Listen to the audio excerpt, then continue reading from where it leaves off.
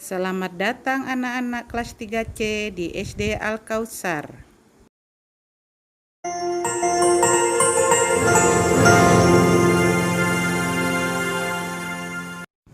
Assalamualaikum warahmatullahi wabarakatuh. Selamat pagi anak-anak kelas 3C. Apa kabar kalian semua? Tentunya sehat kan? Apakah kalian sudah siap buat belajar? Good, anak-anak Bu Alwati memang hebat. Apakah kalian sudah siap untuk belajar? Baiklah anak-anak, Bu Alwati akan melanjutkan pelajaran berikutnya, yaitu tema 1, subtema 1, pembelajaran 3 dan 4. Kemarin sudah dijelaskan ciri-ciri makhluk hidup membutuhkan makan dan bergerak. Ciri-ciri makhluk hidup selanjutnya berkembang biak, tumbuh, dan bernafas. Tetapi di materi kita hari ini akan membahas ciri makhluk hidup tumbuh dan berkembang biak. Makhluk hidup berkembang biak untuk mempertahankan keturunannya agar tidak punah. Bagaimana cara makhluk hidup berkembang biak? Marilah kita pelajari bersama. Coba perhatikan. Contoh gambar 1.1, manusia berkembang biak dengan cara melahirkan anaknya. Anak-anak, hewan berkembang biak dengan cara yang bermacam-macam. Ada yang bertelur, ada yang melahirkan. Contoh hewan yang berkembang biak dengan cara melahirkan misalnya singa, sapi, dan rusa. Pada contoh gambar di samping, bahwa ayam berkembang biak dengan cara bertelur. Ada dua cara tumbuhan berkembang biak, yaitu secara alami dan secara buatan.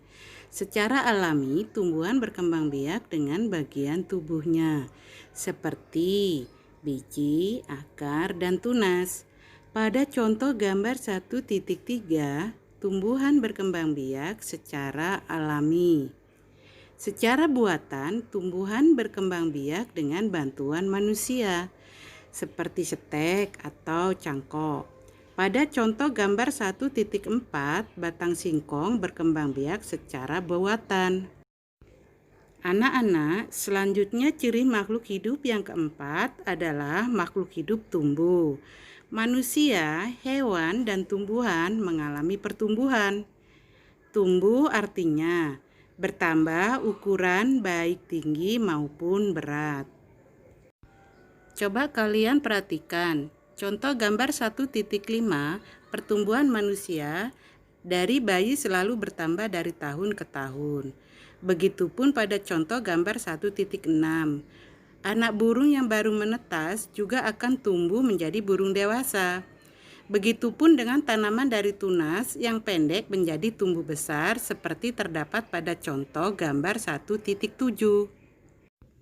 Demikianlah penjelasan dari Bu Guru tentang ciri-ciri makhluk hidup yang ketiga dan keempat. Selanjutnya, kalian kerjakan tugas di bawah ini. 1. Untuk apa makhluk hidup berkembang biak? 2. Apa yang terjadi bila makhluk hidup tidak dapat berkembang biak? 3. Termasuk perkembangbiakan apakah step pada tumbuhan? 4. Apa artinya tumbuh?